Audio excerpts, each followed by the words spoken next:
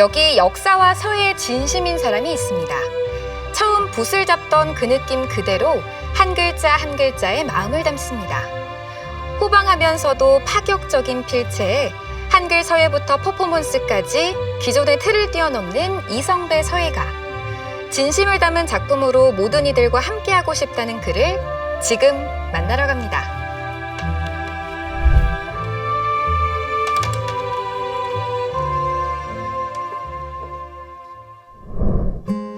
햇살 한 줌이 마냥 고맙게 느껴지는 가을. 하루하루가 다르게 물들어가고 있는데요. 오늘의 주인공을 만나러 대전의 한 대학을 찾았습니다. 글씨를 보면 그 사람의 마음이 보인다라고 하잖아요. 그래서 잘 쓰여진 글을 보면 뭔가 보는 재미도 있고 어떤 의미가 담겨 있을까 곰곰이 생각해보는 재미도 있는 것 같은데요. 그래서 오늘은 서예의 진심인 서예가의 서예 사랑 이야기를 들어보려고 하거든요. 근데 여기 어디쯤에서 만나기로 했는데 어디 계시지? 교수님! 네, 어디 계시지? 혜영 씨 여기에요. 서예와 함께 인생을 걸어온 대한민국 미술대전 초대 작가 서예가 이성배 선생을 만납니다. 서예가님 안녕하세요. 네, 안녕하세요. 아니 저는 서예라고 해서 오늘 뭐 작업실이나 한옥 이런 데로 부르실 줄 알았는데 여기 그냥 대학 캠퍼스 아니에요? 제가 여기에 오랫동안 강의를 했었고요. 그때 여기 서예 작품이 몇 점 남아 있습니다. 뒤쪽에 있는 현판이 혹시 네, 맞습니다. 쓰신 한번 보러 가실까요? 예. 우와. 대학에서 17년 동안 학생들에게 동양사 강의를 해온 이성배 서예가 학문을 대하는 마음을 담아 이 건물에 이름을 지었습니다. 이 문자를 쓰실 때 어떤 걸 생각하면서 글자를 하나 쓰셨는지. 인문의 어떤 동산 그런 뜻인데요. 기본적인 정신을 배우고 배양하는 그런 산실이 되었으면 하는 의미에서 문헌학당이라고 이렇게 정했습니다. 이제는 강당을 떠났지만 그의 글씨만은 곳곳에 남아 있습니다. 한자 한자 열과 성을 다한 그의 글씨, 글꽃이 활짝 피어나길 소망하는 그의 마음이 담겨 있는데요. 병풍으로 만들어져 지금까지 전해지고 있습니다. 선생님은 이 글자를 쓰실 때 왜 이렇게 굵고 힘 있는 글씨체를 쓰셨는지. 일단 이렇게 큰 글씨 보니까 느낌이 어때요? 굉장히 웅장하고 네. 강하잖아요. 그리고 뭔가 메시지가 더 힘을 주는 것 같아요. 그렇죠. 글로 마음을 표현하는 작가의 작품 세계가 더 궁금해졌는데요. 선생님 여기가 이제 작업실인 거예요? 예. 여기 여산 이렇게 호가 써 있네요. 예. 들어가 볼까요? 예. 우와. 우와, 작품들이 대박. 친근하면서도 조형미가 느껴지는 한글 작품부터 세필로 써내려간 한문 작품까지 그의 작업실은 온통 묵향으로 가득한데요. 작업실 한켠에는 서예가가 하루도 놓지 않은 한학책들이 자리 잡고 있습니다. 책 속에서 만나는 지혜로운 문구를 작가는 화선지에 옮깁니다. 온고지신 옛선인들의 가르침이 새로운 학문의 바탕이 되듯 한학과 역사는 이성배 서예가의 이론적 배경이 됐습니다. 한치의 머뭇거림 없이 그 가르침을 옮기는 이성배 서예가. 오늘 그의 마음에 남은 글귀는 무엇일까요?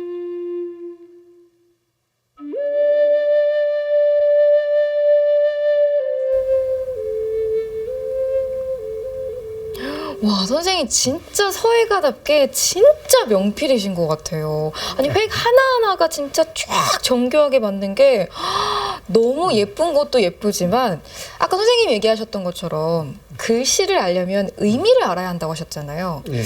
이건 어떤 의미를 좀 담고 있을까요? 인완기화 아취기실. 사람들은 그 꽃의 화려함을 좋아하지만은 나는 그 열매 또는 그 실제적인 것을 가진다. 그런 의미입니다. 저는 선생님이랑 이야기를 나누다가 궁금한 게 역사를 전공하셨다고 들었는데 서예는 또 어떻게 이렇게 시작하게 되신 거예요?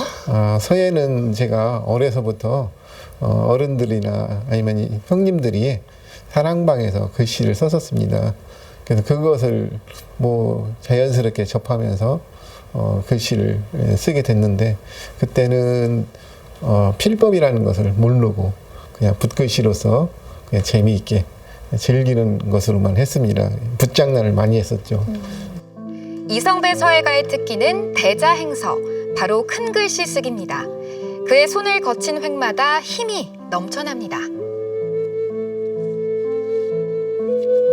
아무래도 제가 이제 이 사학과다 보니까 그 역사적인 그 자료라든가 그 인물을 더 가까이 접할 수가 있었어요. 특히 우암 선생이라든가 동춘당 선생은 큰 글씨를 잘 쓰셨어요. 그래서 그 글씨를 처음 접했을 때는 너무나 막 그 벅찼다 할까요? 짠! 선생님, 저도 한번 써볼 수 있을까요? 너무 당황해 하시는데, 아니 선생님이 이렇게 쫙 쓰시는데 저도 한번 써봐야 되지 않을까요? 뒤이어 제가 감히 붓을 들었습니다.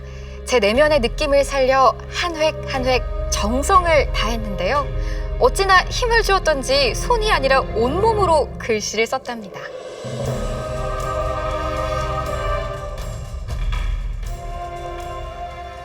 멋있지 않아요? 가능성이 있는데. 그래요? 선생님 가능성 있어요? 폼은 합격이에요. 어머나 세상에. 폼만 합격인가요? 일단 그 우리말은 끝까지 들어보야죠. 네. 좀 천천히 차분하게 쓰다가 우측을 쓸 때는 조금 더 빨랐거든요. 그러니까 글씨에 변화가 생겨요. 글씨는 표정이 없으면 안 돼요. 예, 바로 이러한 변화에서 표정이 생기는 거거든요. 그러면 좋은 글씨를 쓴 저는 선생님이 이제 제자로 한번 어떻게 받아주시는 건가요? 그야 나야. 이렇게 당황스럽게 망설이시는 거죠? 작업실에 나와 이성배 서예가의 본가를 찾았습니다. 개인전을 앞두고 큰 글씨 작업을 하기 위해서인데요. 퍼포먼스 할 때 내 자신에 집중하는 것이 굉장히 중요한 것 같아요. 내 몸에서 일어나는 그런 느낌을 따라서 손이 움직이고 하거든요. 그러면 굉장히 거기도 몰입을 할 수가 있어요. 마음과 기운을 한데 모아 붓을 듭니다. 두 손으로 잡은 붓으로 한 호흡에 써내려가는데요. 8m 넓은 화선지 위에 힘있는 필지로 풀어놓는 옛사람들의 가르침, 서예가의 마음을 담은 작품입니다. 조선 중기 때 구봉 송익필 선생의 시예요. 정좌 고요하게 앉는다. 깨달음에 관한 그런 시입니다. 이 송구봉 선생이 어떤 유학자로서 천인합일의 경지를 정좌 고요히 앉아서 그것을 느끼는 그것을 표현한 거죠. 유학자들도 이렇게 도통하는 깨우침을 얘기하는 그런 시들이 많이 있습니다. 장소에 구애받지 않고 이성배 서예가는 기억하고 싶은 순간마다 퍼포먼스를 이어왔는데요. 붓과 하나가 된 순간 작가는 자유로움을 느낍니다. 큰 글씨를 쓰는 것은 내가 내 속에 어떤 웅크러진 뭔가 기운을 확 터뜨리고 펼치는 계기가 되거든요. 또 하나는 사람들과 같이 여러 사람이 동시에 즐기는 소통하는 그런 것이 되고 또 그걸 통해서 결국은 뭐냐면은 예술적인 자유라 할까 그걸 느껴요. 전시회 준비로 한창 분주한 요즘 반가운 손님이 찾아왔습니다. 아유, 반갑습니다. 네. 서예가로서 첫 발을 내디딜 때부터 지금까지 함께 해온 인연인데요. 전시회 응원차 글을 찾았습니다. 진지하게 이야기를 나누고 계셔서 제가 살짝 들어왔어요. 아니 이렇게만 봐도 두 분이 되게 돈독해 보이시는데 두 분 어떤 관계세요? 첫 수업을 들었었어요. 그래서 서예 문화사를 들었던 기억이 나는데요. 그 책을 통해서 선생님의 그 서예관 그것을 많이 배웠어요. 교수님이 보시기엔 이성배 서예가의 글씨 좀 어떠세요? 이성배 선생의 글씨의 바탕에는 학문적인, 이론적인 그런 것들이 많이 이렇게 바탕되어 있다라는 말씀을 드리고 그런 것들이 글씨의 아름다움을 조성한 하나의 큰 요인으로 작용하고 있습니다. 역사와 서예의 진심인 인생을 살아온 서예가 이성배. 자유로우면서도 힘있는 글씨에 때로는 파격적인 퍼포먼스까지 한 획 한 획 한 글자 한 글자에 작가는 마음을 담았습니다. 앞으로 서예가로서 어떤 길을 걸어가고 싶으신지 선생님의 계획도 좀 궁금해요. 피누에라과 시간과 장소 이것이 서로 조합된다면은 뭐 구애받지 않고 얼마든지 다양하게 표현할 수 있어요. 난 그것이 좋은 것이라고 보고 사람들과 더 많이 공감할 수 있고 소통할 수 있는 것이 아닌가 그렇게 생각합니다. 그래서 앞으로 그런 글씨를 더 쓰고 싶어요. 사람들과 글씨를 나누고 또 함께 즐기고 싶다는 서예가 이성배. 그는 단순히 옛사람들의 글귀를 옮겨 적는 데 멈추지 않습니다. 춤을 추듯 사람들 속으로 걸어 들어가 진정 살아 움직이는 글씨. 이성배 작가의 세계로 여러분을 초대합니다.